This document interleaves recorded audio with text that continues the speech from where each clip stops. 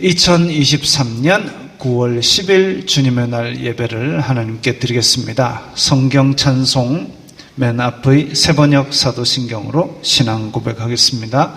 저는 전능하신 아버지 하나님 천지의 창조주를 믿습니다. 저는 그분의 유일하신 아들 우리 주 예수 그리스도를 믿습니다. 그분은 성령으로 잉태되어 동정녀 마리아에게서 나시고 본디오 빌라도에게 고난을 받아 십자가에 못 박혀 죽으시고 장사된 지 사흘 만에 죽은 자 가운데서 다시 살아나셨으며 하늘에 오르시어 전능하신 아버지 하나님 오른편에 앉아 계시다가 거기로부터 살아있는 자와 죽은 자를 심판하러 오십니다. 저는 성령을 믿으며 거룩한 공교회와 성도의 교제와 죄를 용서받는 것과 몸의 부활과 영생을 믿습니다. 아멘. 이 시간에는 일주일 동안 살면서 주님의 뜻대로 살지 않았던 것들을 각자 목소리로 회개하는 기도를 다 함께 드리겠습니다. 거룩하신 아버지 하나님 감사합니다. 저희들에게 예배할 수 있도록 허락하여 주시니 감사합니다. 주여 불쌍히 여겨 주시옵소서. 저희들은 죄인입니다. 저희들이 이 세상 속에 살면서 세상이 주는 육신의 정욕, 안목의 정욕, 이생의 자랑을 따라 산 것을 용서하여 주시옵소서. 저희들의 마음으로 탐욕과 악독을 바라였던 것을 용서하여 주시옵소서. 저희들의 마음에 세상의 것들을 하나님보다 더 사랑하고 영적인 것들보다 세상적인 것들에 더 눈이 돌아가서 그리하여 마음속으로 우상 숭배를 하였던 것을 용서하여 주시옵소서. 이 시간에 저희들이 예배를 통하여 주님의 은혜 가운데 다시 회복되게 하시고 정직한 영을 새롭게 하시고 다시 세상 속으로 주님의 거룩한 빛을 들고 나아갈 수 있도록 도와주시옵소서. 예수님 이름으로 기도드리옵나이다. 아멘. 찬송가 29장 하면서 봉헌하겠습니다.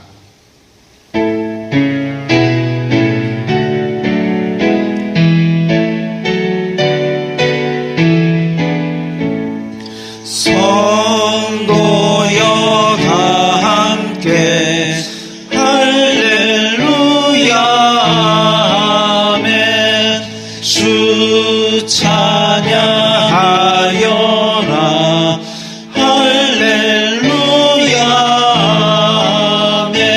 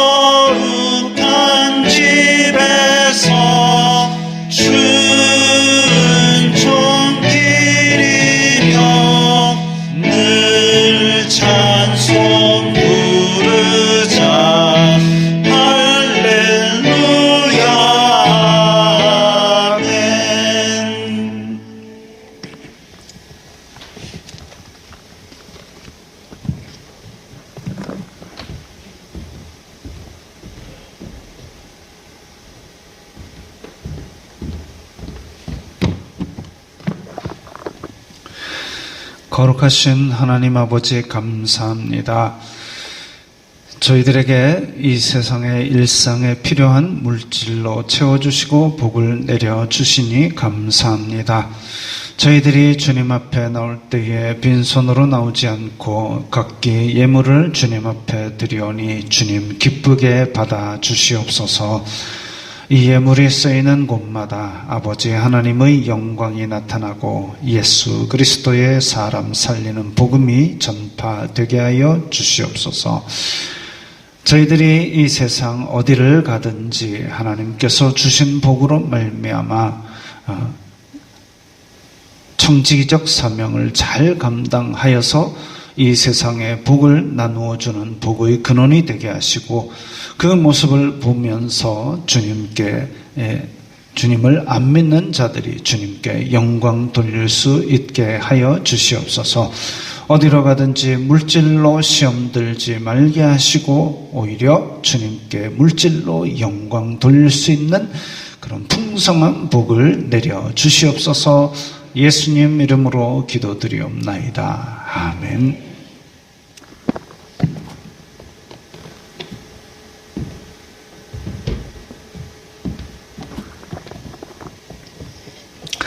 웨스트민스터 신앙고백서 제20장 기독신자의 자유와 양심의 자유, 우리 함께 읽겠습니다. 그리스도께서 복음의 제도 아래서 신자들을 위하여 값주고 사신 자유는 다음과 같은 해방과 특권으로 성립된다. 첫째, 해방의 측면에서 그들이 그 죄책에서 하나님의 정죄하시는 진노에서 또한 도덕적 율법의 저주에서 해방됨. 그들이 이 악한 세상에서 사단과 관련된 결박에서 또한 죄악의 지배에서 해방됨. 그들이 해로운 고난에서 사망의 쏘는 것에서 무덤에서 또한 영원한 정죄에서 해방됨. 둘째, 특권의 측면에서는 그들이 하나님께 자유로이 나아감과 하나님께 순종함인데 이 순종은 노예적 공포로 함이 아니고 어린아이같이 단순하게 행하는 사랑과 자원하는 마음으로 하는 것이다. 위의 모든 축복에서 구약시대의 성도들도 제외되는 것이 아니다. 그러나 신약의 제도 아래서는 신자들의 자유와 특권이 훨씬 더 증가되었다. 이들은 구약시대의 이스라엘이 복속했던 의식적 율법의 몽해에서 해방되었고 구약시대의 성도들보다 더 큰 담력을 가지고 은혜의 보좌로 나아가며 더 풍성한 성령의 은사를 받는다. 아멘. 지금 이것을 읽으면서 제 마음에 떠올랐던 장면이 하나 있습니다. 뭐냐면 탤런트 윤유선 씨가 필리핀에 있는 그 쓰레기 마을을 찾아갔습니다. 쓰레기 마을을 찾아가서 거기에 이제 그 쓰레기를 태우고 나면 매캐한 연기가 아침에 그 마을을 뒤덮고 있는데 거기에 아침 일찍부터 수많은 어린 아이들이 나와가지고 그 쓰레기를 뒤진답니다. 뭘 찾느냐 하면은 타지 않은, 밤새도록 태웠는데 그걸 타지 않은 쇠못 같은 것을 찾는다고 합니다. 그걸 갖다 팔아야 그날 이제 두 개 50원짜리 빵이라도 사가지고 가족이 먹는 거죠. 그럼 어른은 왜 찾으러 안 나오느냐? 이게 이제 매일 쓰레기를 태우고 이런 동네에서 살다 보니까 쓰레기를 태우고 이런 동네에 살다 보니까 침출수 때문에 그 다음에 위생 때문에 병에 걸리고 또 태우는 연기 때문에 폐를 상하고 이래가지고 집에 한두 명씩 다 병자로 알아 누워 있는 거죠. 그러니까 아이들이 그 이제 쇠로 된 거를 찾아가지고 돌아다닙니다. 윤유선 씨가 그 아이들에게 이렇게 같이 가서 못을 줍는 거를 활동을 하는데 애들은 막 기가 막히게 잘 찾아요. 근데 윤유선 씨는 몇 개 못 찾고 있습니다. 근데 어떤 아이가 자기 못을 한 줌을 줘요. 야, 이거 주면 어떡해? 그러니까 그냥 자기가 좋아서 주는 거래요. 그겁니다. 누군가가 아이들을 불러다가 뭐 10개씩 가져와 해가지고 안 가져오면 때리고 이렇게 해가지고 아이들이 공포에 빠져서 못을 찾으러 다니고 이러면 참 끔찍할 겁니다. 그렇게 해가지고 못을 받아온들 그게 기쁘겠습니까? 하나님의 마음이 그런 거죠. 하나님께서 우리에게 원하시는 순종은 좋은 길입니다. 행복한 길이고 거룩한 길이고, 그런데 거기를 하나님께서 안 하면 죽여버릴 거야 해가지고 억지로 우리에게 밀어넣는 게 아닙니다. 우리는 하나님의 뜻을 거부할 자유의지도 가지고 있습니다. 그럼에도 불구하고 윤유선 씨에게 못을 준 아이처럼 기쁜 마음으로 하나님 내가 찾은 못이에요. 이거 드릴게요. 이거 주면 어떡해? 아니 그냥 좋아서 드리는 거예요. 여기에 하나님께서 굉장히 기뻐하신다는 것이죠. 그래서 우리가 말씀을 통해서 하나님께서 원하시는 행동들을 알고 우리의 자발적인 기쁨으로 그 행동을 할 때에 하나님께서 우리에게 더 풍성한 성령의 은사를 주시고 기쁨을 주시고 또 우리의 삶을 기쁘게 받으실 것입니다. 자, 찬송가 오늘 주보에는 두 곡이 나와 있는데 380장 한 곡만 하도록 하겠습니다.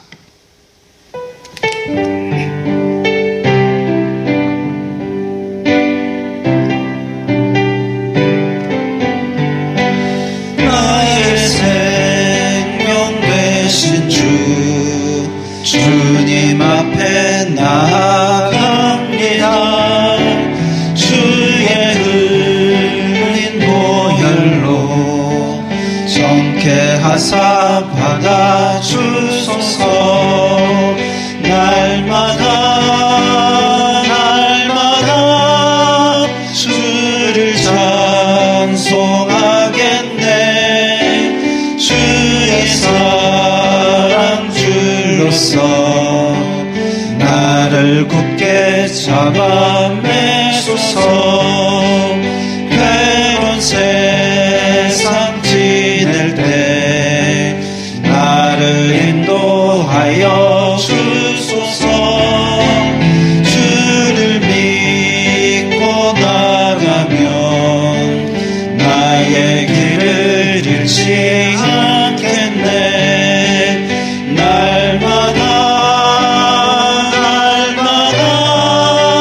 주를 찬송하겠네. 주의 사랑 줄로서 나를 굳게 잡아 매소서. 세상 살아갈 때에 주를 더욱 사랑합니다. 밝고 빛난 천국에 나의 영혼 들어가겠네. 날마다 주를 찬송하겠네. 주의 사랑 줄로서 나를 굳게 잡아 매소서. 아멘.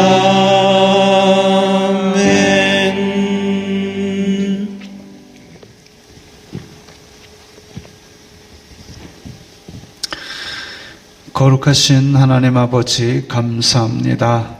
예배할 수 있는 은혜 주시니 감사합니다. 저희들이 드리는 예배를 기쁘게 받아 주시옵소서. 성부, 성자, 성령 하나님 찬양받기에 합당하신 성삼위일체 하나님께 모든 영광을 드립니다. 아버지, 저희들이 비록 이 땅에 발을 디디고 살고 있지만 하나님 나라의 백성으로 살아가고 있습니다. 저희들이 가는 곳마다 하나님 나라가 선포되고 확장되고 임하게 하여 주시옵소서.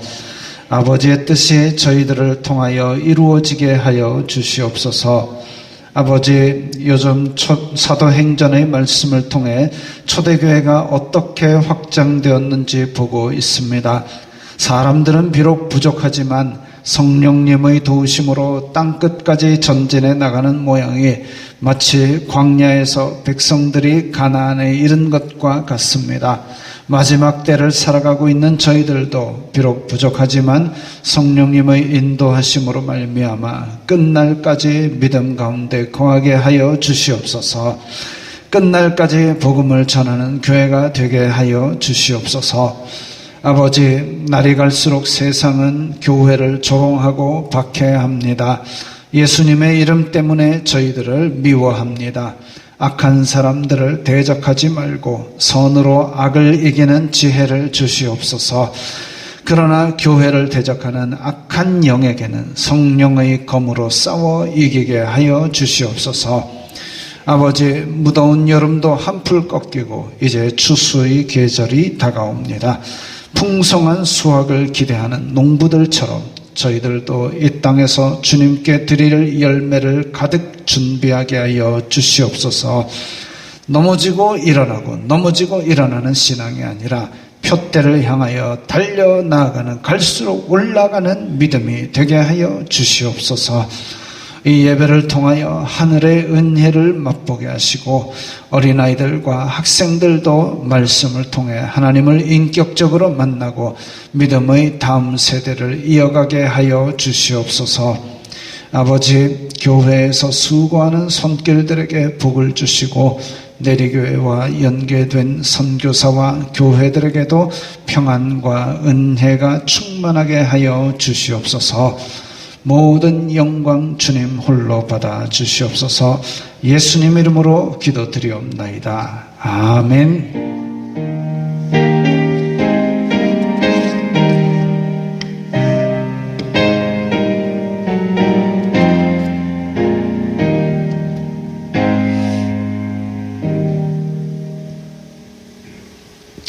오늘 말씀은 사도행전 12장 1절부터 5절까지의 말씀입니다. 신약성경 207면 사도행전 12장 1절부터 5절까지의 말씀 함께 읽겠습니다.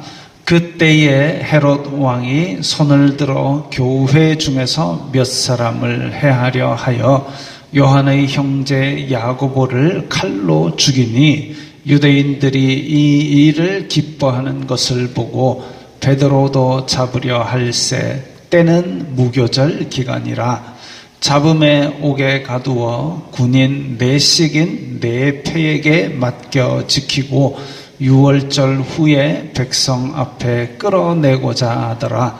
이에 베드로는 옥에 갇혔고 교회는 그를 위하여 간절히 하나님께 기도하더라. 아멘.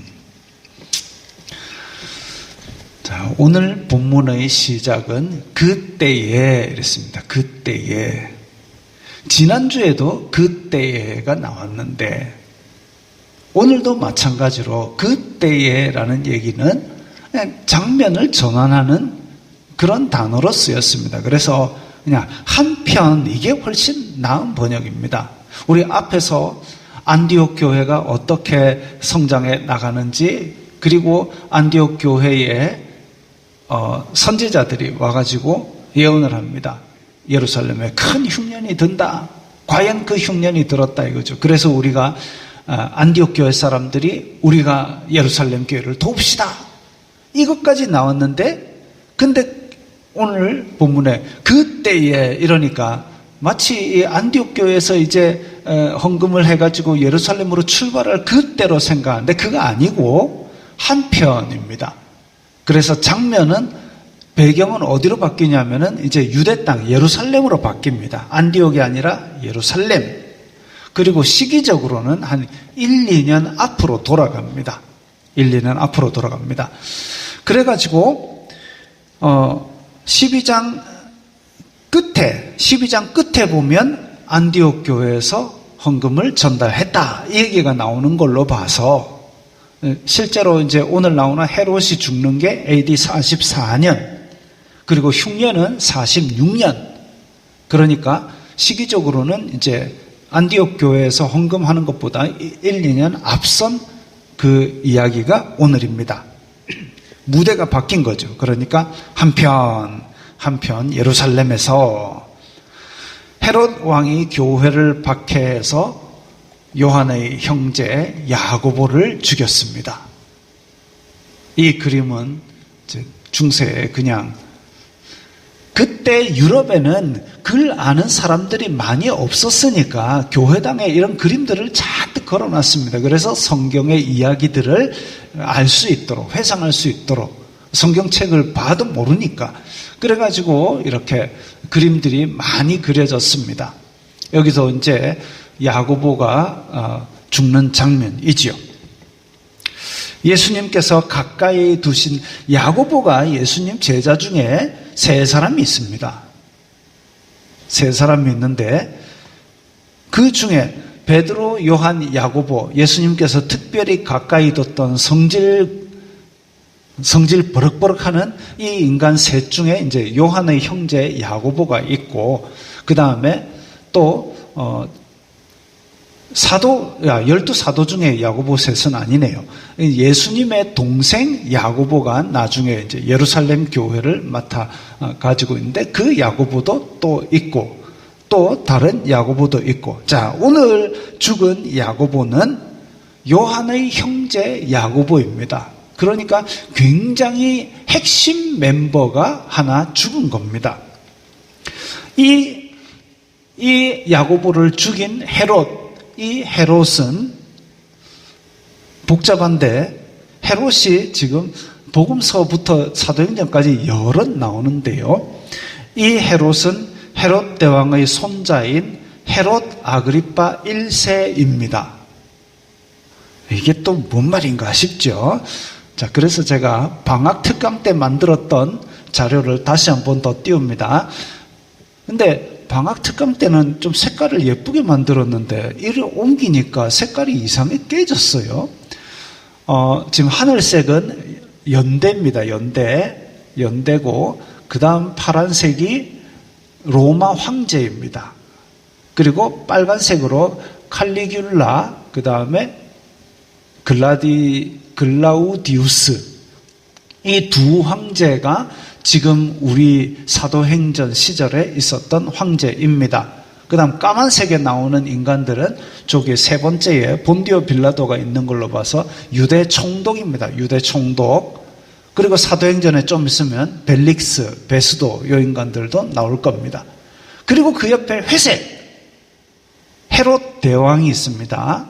헤롯, 그러니까 유대의 분봉왕입니다. 헤롯 대왕은 누구냐 하면은 헤롯, 참 예수님 이 땅에 오실 당시에 그 베들레헴 주변의 영아들을 다 학살했던 그 헤롯이 사실은 헤롯 대왕이라고 불리는 건축수의 귀재입니다. 그래서 헤롯 대왕, 그 다음에 헤롯 대왕이 죽고 나서 그 아들 셋에게 이스라엘을 갈라줍니다. 헤롯 아켈라오는 예루살렘과 사마리아 지역을 다스리고, 헤롯 빌립은 그 갈릴리 호수의 북동쪽을 다스리게 만들고, 헤롯 안티바는 갈릴리 지역과 요단 지역, 그 데가볼리 지역을 다스렸습니다. 그렇게 셋이 나누어 다스렸고, 그 다음에 그 밑에 나오는 헤롯 아그리빠는 헤롯 대왕의 손자로서 유대와 사마리아 지역을 다스렸습니다. 예루살렘과 사마리아 지역을 다스렸고, 그 밑에 헤롯 아그리빠 2세는 이제 나중에 바울하고 대면을 합니다. 그러니까 아그리빠라는 이름이 나왔다 해가지고 이게, 그것도 우리 왜 미술하는 애들이 그리는 그 아그리빠 석고상 아세요, 혹시? 그 아그리빠는 또 아닙니다. 걔는 로마에 있는 무슨 마르무시기 아그리빠라는 애고, 애는 아니고 어른이고, 이 헤롯 아그리빠는 어쨌든 헤롯 대왕의 손자입니다. 그 헤롯 대왕의 가계도가 이렇게 나오는데요.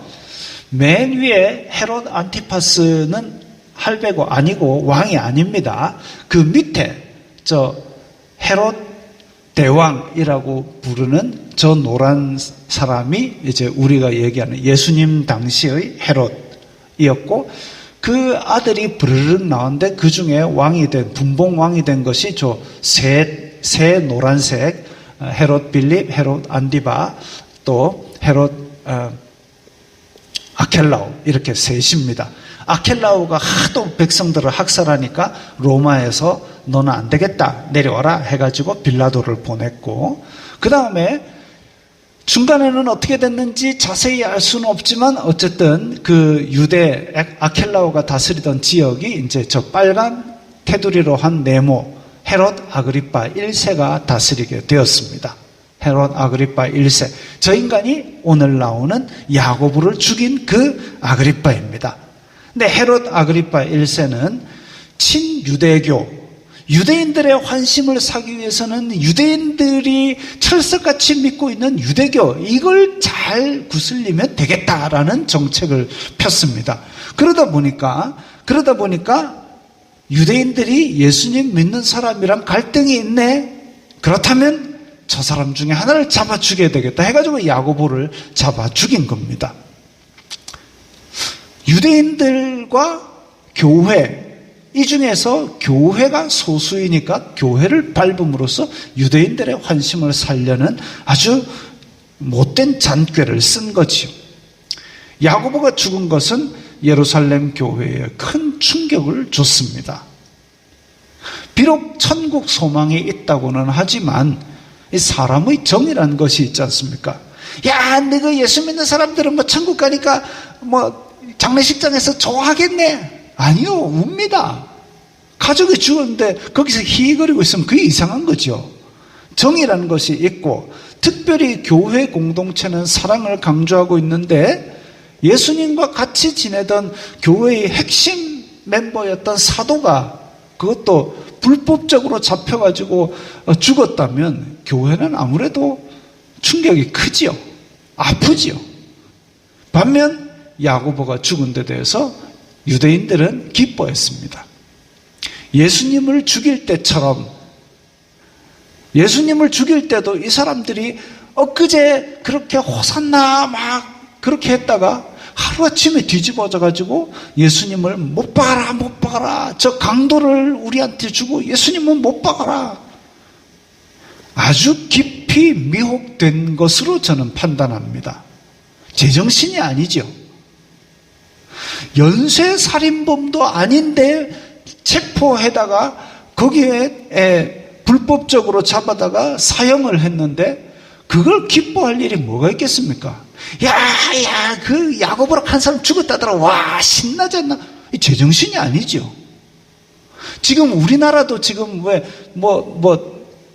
차를 몰고 인도에 돌진해가지고 사람을 죽게 만들고 흉기를 꺼내가지고 불특정한 사람을 그냥 아무나 찔르고 이 사람을 잡았는데 사람들이 사형시켜라 하는데 그거 아직 사형 안 되고 우리나라는 사형을 지금 계속 집행을 안 하고 있지 않습니까?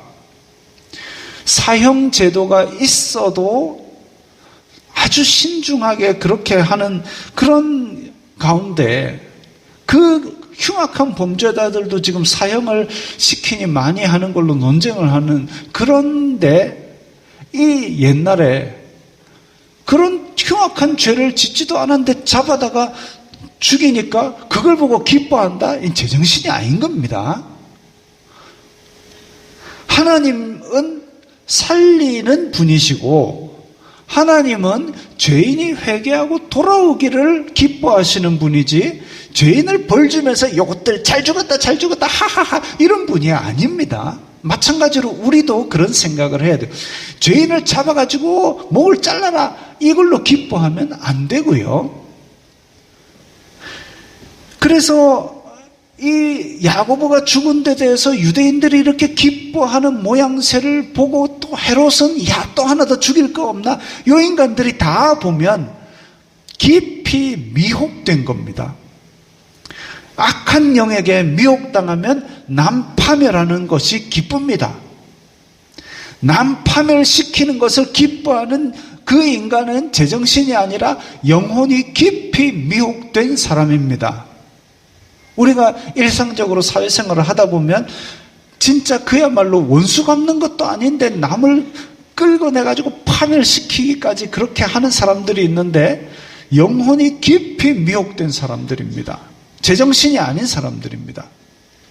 요즘 교사들이 자꾸 죽는데 교사를 그렇게 몇 달 동안 하루에도 수십 차례 낮이고 밤이고 전화를 해가지고 그렇게 민원을 넣고 그렇게 들들 볶아대는 거 미혹당한 겁니다.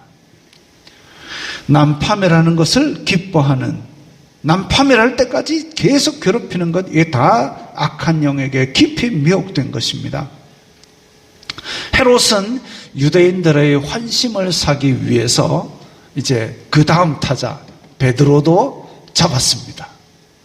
베드로도 잡아가지고 뭐 하려고요? 죽이려고. 베드로도 죽이려고 잡아들였습니다. 근데 잡아들이고 나니까 하필 명절 때였습니다. 명절 때. 잘못하면 예수님 때처럼 바라바 놓아줘라, 이거 놓아주게 될지 모릅니다. 근데 애써 잡았는데 놓아줘 버리면 나는 지금 이 베드로도 죽여가지고 유대인들에게 환심을 확 사야 되는데 놓아주면은 내가 계획한 것도 틀어지고 유대인들의 환심도 없어지고 그러면 이거 애써 잡았는데 어떡하나 고민을 했는데 헤롯은 6월절 끝나고 백성들 앞에 내놓으면 되겠구나, 잔꾀를 또 부립니다. 사악하지요. 사람 죽이려고 꾀를 짜내는 이게 사악한 겁니다. 제가 사기죄를 굉장히 싫어합니다.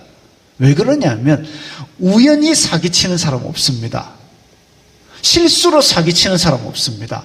사기라는 거는 진짜보다 더 진짜같이 머리를 짜가지고 함정에 집어넣어가지고 사람을 속여가지고 그걸로 자기의 이익을 취하는 거기 때문에 일부러 사기를 치는 것이지 머리를 써서 애를 써서 남을 해롭게 하는 것이지 우연히 실수로 사기치는 건 없습니다. 그래서 아주 사악한 범죄입니다.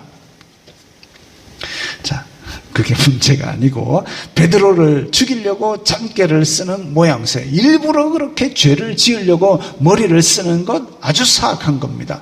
베드로가 옥에 갇혔습니다. 대제사장에게 잡혀서 4장에도 한번 갇히고 5장에도 한번 갇혔는데 근데 이번에 갇힌 거는 성격이 다릅니다. 죽으려고 갇힌 거지요. 목숨이 위태로운 겁니다. 얼마나 단단히 가두었냐면은 4명씩 저렇게 4명씩 4개의 조가 지켰다 했습니다.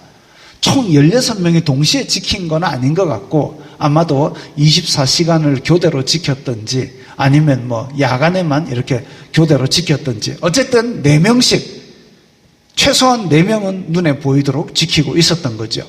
근데 오늘 본문에 보니까 교회는 그를 위하여 간절히 하나님께 기도하더라 이랬습니다.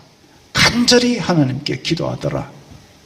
사람의 힘으로는 어찌할 수 없으니 왕이 헤롯 아그리파 왕이 가두었는데 왕보다 더 큰 권력자가 교회는 없거든요. 그러니까 그 위에 계신 하나님께 간구할 방법밖에 없죠. 감옥은 저렇게 쇠창살이 있고 군인들이 지키고 있습니다. 무력으로 가서 뺏으려고 해도 군인들의 무력보다 교회는 더 강하지 않습니다. 사람이 할 수 있는 것은 아무것도 없고 어찌할 수 없으니까 기도로 하나님께 맡기는 겁니다.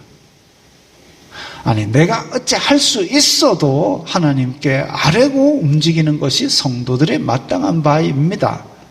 아침에 일어났을 때 하나님 오늘 하루를 주님이 인도하여 주옵소서 맡기십시오. 늘 가는 학교, 늘 가는 회사, 하나님 오늘 회사에 갑니다. 일 잘하게 하나님 도와주세요. 맡기십시오. 그렇게 수시로 하나님께 맡기며 동행하는 사람 하나님께서 기뻐하사 복을 내려주실 겁니다. 자, 그래서 기도로 하나님께 맡겼는데 베드로는 사도행전 4장에서도 갇혔다가 풀려났고 5장에서는 갇혔는데 천사가 구해줬습니다. 그 사실을 헤롯이 알고 있었기 때문에 더 엄중하게 지켰을 겁니다. 교회는 더 간절히 주님 앞에 기도했을 것입니다. 오늘 본문은 이렇게 묘한 대조를 이루고 있습니다. 오늘 설교 제목이 생사의 반전입니다. 오늘 우리 본문 사도행전 12장에는 두 사람의 대조적인 죽음이 나오는데 하나는 야고보입니다. 야고보. 교회를 박해하는 권력자에 의해 불법적으로 잡혀가지고 사형을 당했습니다. 그리고 오늘 본문 뒤에는 나중에 대조되는 죽음이 나옵니다. 교회가 베드로를 위해 간절히 기도했습니다. 하나님께서 그 기도를 들으시고 베드로에게 천사를 보내주셨습니다. 우리 사도행전 12장 7절 8절 같이 읽겠습니다. 호련히 주님의 사자가 나타나매 옥중에 광채가 빛나며 또 베드로의 옆구리를 쳐 깨워 이르되 급히 일어나라 하니 쇠사슬이 그 손에서 벗어지더라. 천사가 이르되 띠를 띠고 신을 신으라 하거늘 베드로가 그대로 하니 천사가 또 이르되 겉옷을 입고 따라오라.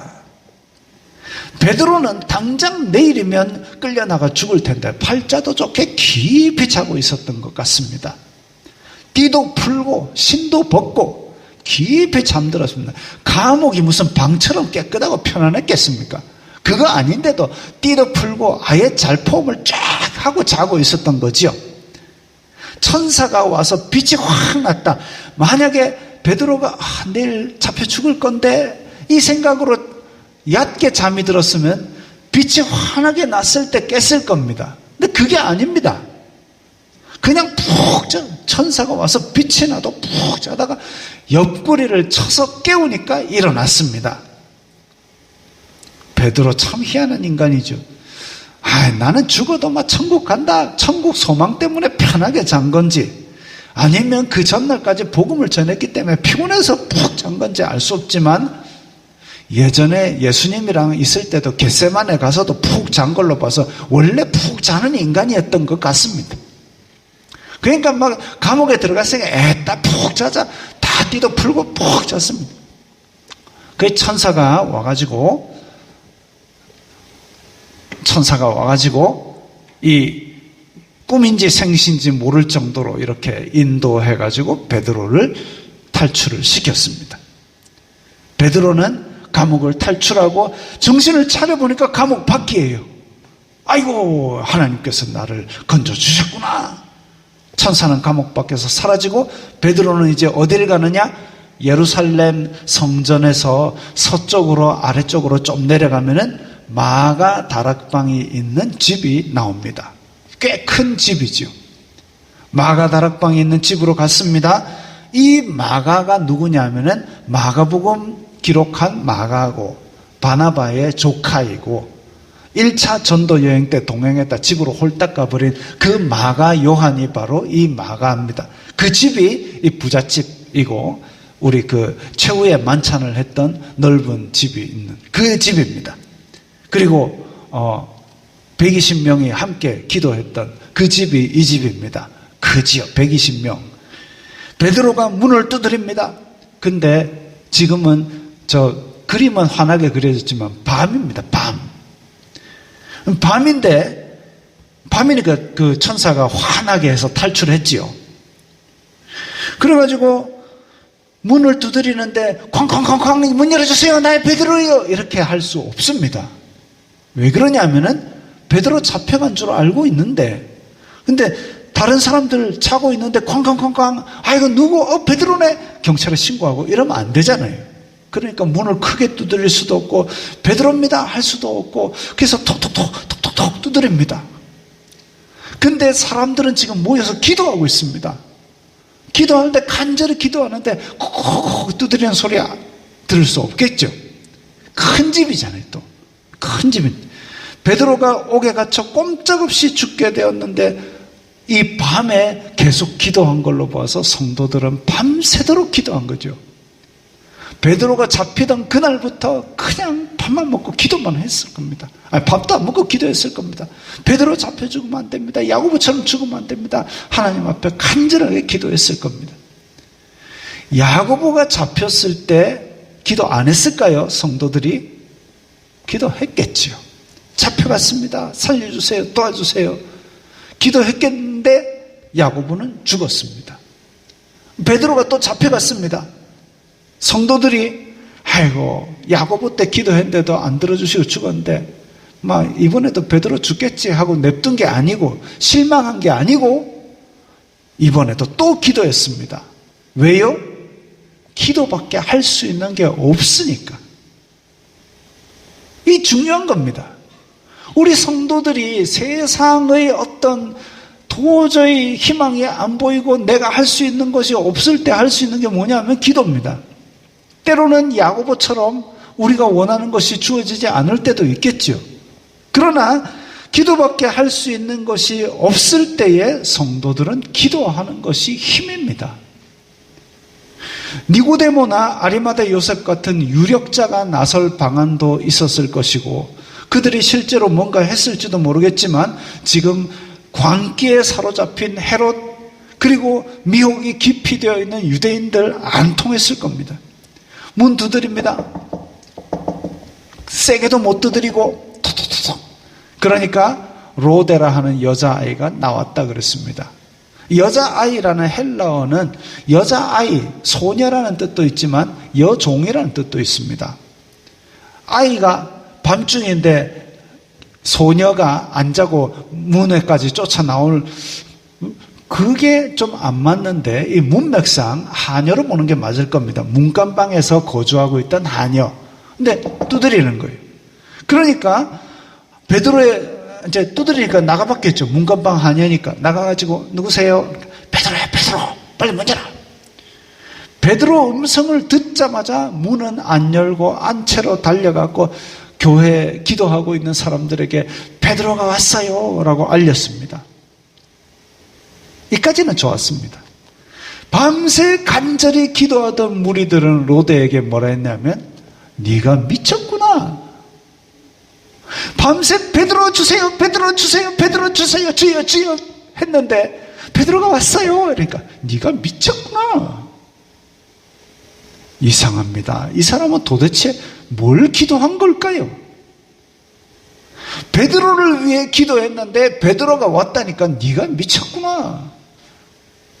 로데가 아니에요 베드로 음성 맞아요 계속 두드리길래 내가 나가봤는데 누구세요 하니까 베드로라 했어요. 그러면 베드로를 지키는 천사야. 참 종이라고 해서 무시한 건지 아니면 로데가 평소에 거짓말을 많이 해서 그런 건지 네가 미쳤다 그의 천사다. 로데 입장에서는 참 답답하면서도 상처가 됐을 겁니다. 내 종이라고 무시하는 건가? 밤새 기도한 사람들이 네가 미쳤다. 아니 이 사람 밤새 기도한 사람들 맞습니까? 밤새 기도한 사람이 베드로 소식을 전해준 사람한테 네가 미쳤다니 속는 셈 치고라도 나와보는 게 정상 아니겠습니까? 실제로 문을 열고 베드로임을 확인했을 때에 로데는 당사자 로데는 베드로가 오니까 반갑긴 반가웠겠지만 저 기도한다는 사람들 네가 미쳤다 한 사람들에 대해서 눈을 좀 흘기지 않았을까. 기도하는 사람은 말조심해야 됩니다. 기도하시다가 돌아서서 네가 미쳤다 이 얘기 절대 하지 마십시오. 속는 셈 치고 한번 나가보십시오. 부지불식간에 다른 사람의 마음에 상처를 줄 수 있고 마귀는 그걸 빌미로 타고 들어가지고 마음을 휘저어 놓을 수 있기 때문에 기도하시는 분들 말씀 조심하십시오. 네가 미쳤다 이 말은 하지 마십시오. 다음 날 헤롯 감옥은 난리가 났습니다. 물정이 다 잠겨 있는데 베드로만 없어졌습니다. 쇠사슬도 그대로 있고 군인들도 그대로 있고 베드로만 없어졌습니다. 헤롯은 분노로 펄펄 뛰었습니다. 눈을 봐도 제정신이 아니죠. 헤롯 사진이 제대로 된 게 없습니다. 분노로 펄펄 뛰었습니다. 왜냐하면 그 6월절 때 내보내기 싫어갖고 6월절 지나도록 꽁꽁 닫아놔라 했는데 근데 오늘 아침에 끄집어내려고 그랬는데 베드로가 없어졌다. 이 유대인들에게 환심을 살 일인데 잔뜩 기대는 시켜놓고 와 내가 다음에 새로운 거 하나 더 해볼게 야고보 죽어서 신나지 더 신나는 거 있다 얘들아 이랬는데 없다? 얼마나 이게 왕으로서 모양 빠지는 일이겠습니까? 화가 머리끝까지 나가지고 당신은 죄수가 사형수다. 근데 그 죄수가 도망갔다 간수가 죽는 그런 시대였습니다. 그래서 도망간 죄수의 값을 지금 이 4명의 군인이 짊어지고 죽게 생겼습니다. 헤롯은 간수를 죽이라고 명령합니다. 애꿎은 군인들이 죽었습니다. 그리고 헤롯은 예루살렘에 있다가 이제 명절이 끝났어요. 비상근무 끝났어요. 해변에 있는 가이사랴 리조트로 내려갔습니다. 그렇게 단단히 가두고 16명이 지키라 그랬는데 사라졌다. 군인들도 모른다. 그러면 제정신인 사람은 야, 이게 그들이 얘기하는 하나님의 능력인가? 라는 두려움이 있어야 정상일 겁니다. 어떻게 빠져나가지? 그게 정상인데 분노만 가지고 있고 그리고 그대로 거기에 대해서는 아무 생각도 하지 않습니다. 미혹되면 하나님에 대해서 부인하고 무시하고 그러고 아랑곳 않고 성질만 버럭버럭 냅니다. 우리 주변에도 혹시 그런 사람 막 하나님에 대해서 생각하지도 않고 성질만 버럭버럭 내는 사람이 있다? 이 사람도 미혹된 사람이구나 생각하고 불쌍히 여기십시오. 성질 조심하십시오. 우리가 성질 버럭버럭 내는 사람이 될 수도 있습니다. 마귀가 빌미를 타고 공격할 수 있습니다. 한편 베드로는 그 집에 마가 요한의 집에 들어가 가지고 요한의 어머니 마리아에게 내가 이렇게 천사가 탈출시켰습니다 라고 이야기하고 샥 소리 소문도 없이 도망가서 사라집니다. 15장에 다시 나타날 때까지 석 장 동안을 샥 사라집니다. 도망가야죠. 안 그러면 잡혀 죽으니까. 헤롯은 가이사랴 리조트에 내려가 가지고 두로와 시돈 사람들을 만났습니다. 두로와 시돈이 어디냐면은 그 이스라엘에서 지중해 해안을 따라 북쪽으로 쭉 올라가면 페니키아 지방이 나오는데 거기에 두로와 시돈이 있습니다. 무역을 오래 하던 사람들인데 이 사람들은 이스라엘 땅에서 나온 곡물들을 수입해서 먹고 살았습니다. 식량을 공급했죠. 근데 헤롯은 그 두로와 시돈 사람이 마음에 안 들었던 모양입니다. 기분 나쁜 구석이 있었던 모양입니다. 그래가지고 식량 수출 중단 이래버렸습니다. 두로와 시돈 사람들 굶어 죽게 생긴 거죠. 지금 당장 어디에 새로운 곡물의 활로를 뚫을 수도 없고 그러니까 이제 헤롯한테 잘 보이려고 사절단을 헤롯 측근한테 날짜 좀 만들어줘봐요. 우리 좀 이렇게 헤롯 기분 좋게 해가지고 다시 화해를 좀 합시다. 이렇게 해가지고 지금 두로와 시돈에서 사절단이 왔습니다. 가이사랴에 왔습니다. 지금 헤롯은 기분이 나쁜 상태로 울그락불그락 해가지고 내려와 있습니다. 어쩌든지 잘 보여야 됩니다. 그래야 안 굶어 죽죠.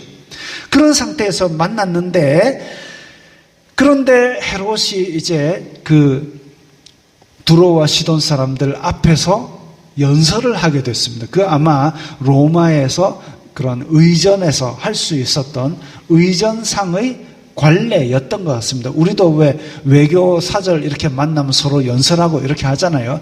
헤롯이 이제 두로와 시돈 사람들 앞에서 쫙 연설을 합니다. 내가 말이지 저 로마 황제 클라우디오 되는데도 내가 공로를 세웠고 실제로 공로 세웠습니다. 세계사에 보면 클라우디오 황제가 될 때에 이 헤롯 아그리빠가 상당히 공을 세웠습니다. 그래가지고 공을 세웠고 쫙 근데 요세푸스라는 유대 역사가에 의하면 이때 옷을 은으로 실을 만들어가지고 짠 옷이랍니다.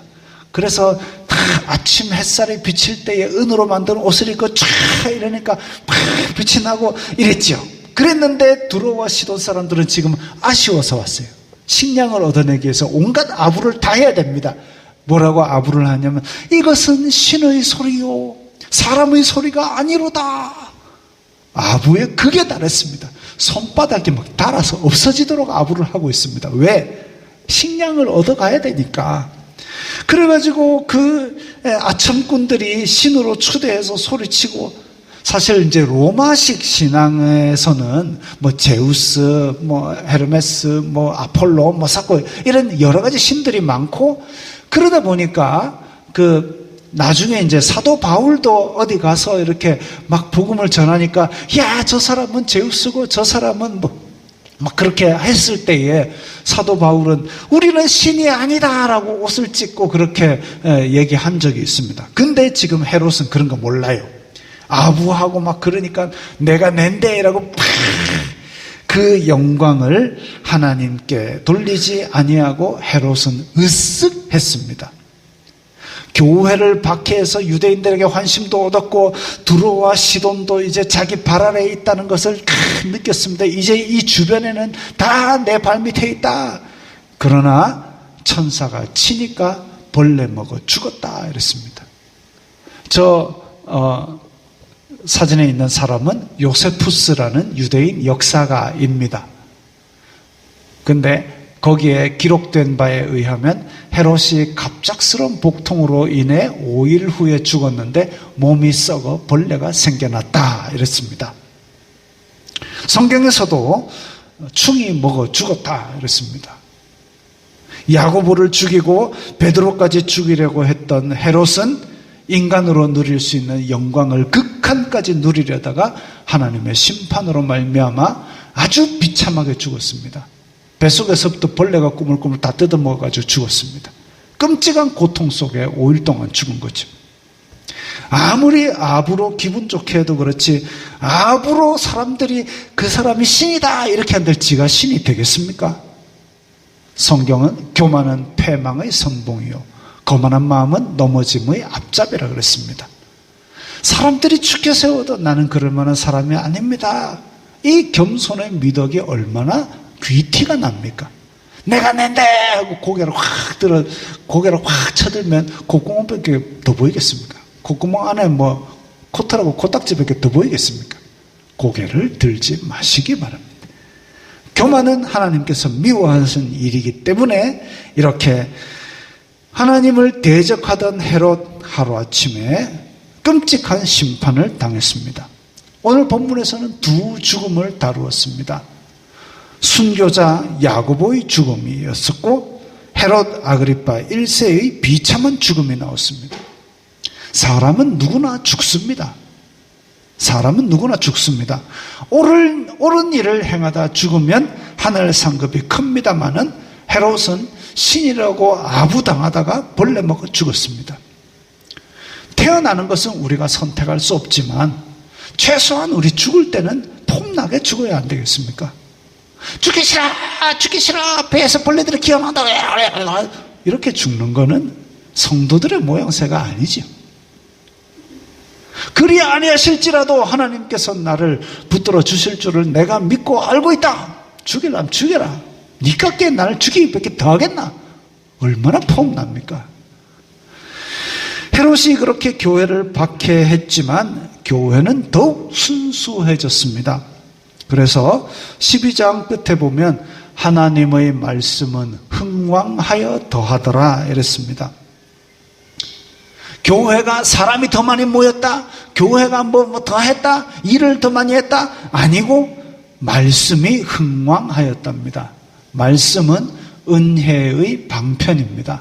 하나님께서 은혜를 주시는 방편이 더 깊었습니다. 사람들은 미혹당해서 사람 죽는 거 보고 기뻐하고 사람들은 미혹당해서 자기가 신임네 하고 고개를 쳐들고 이랬지만 교회는 말씀이 흥왕하고 은혜가 더 깊어지고 야고보와 베드로 사건 이후 오히려 더 단단하게 깊은 은혜가 충만하였음을 보여줍니다.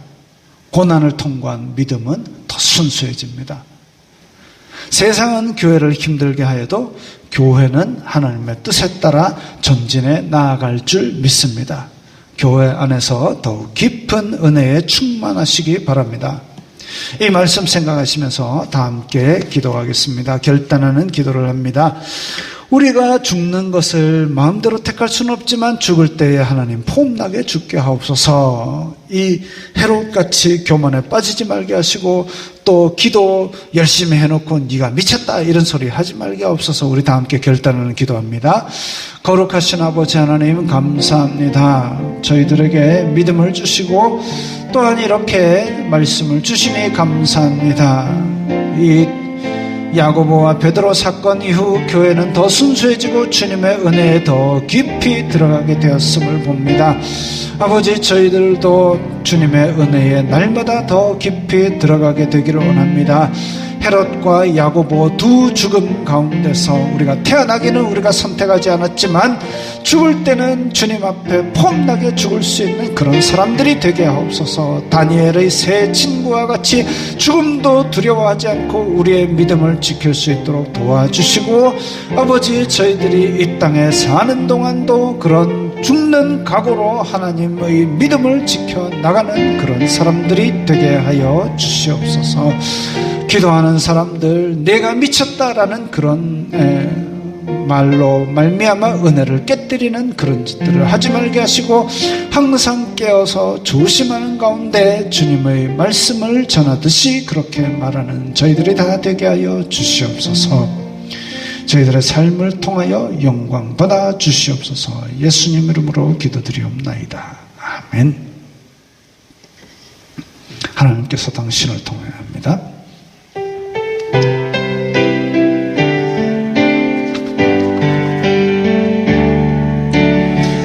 하나님께서 당신을 통해 메마른 땅에 샘물 나게 하시기를, 가난한 영혼, 목마른 영혼, 당신을 통해 주 사랑을 원하네.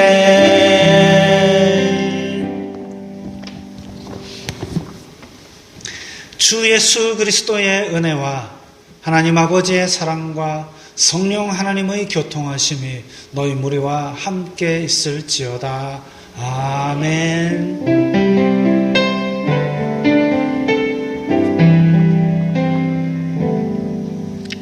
건강하시고 평안하시기 바랍니다.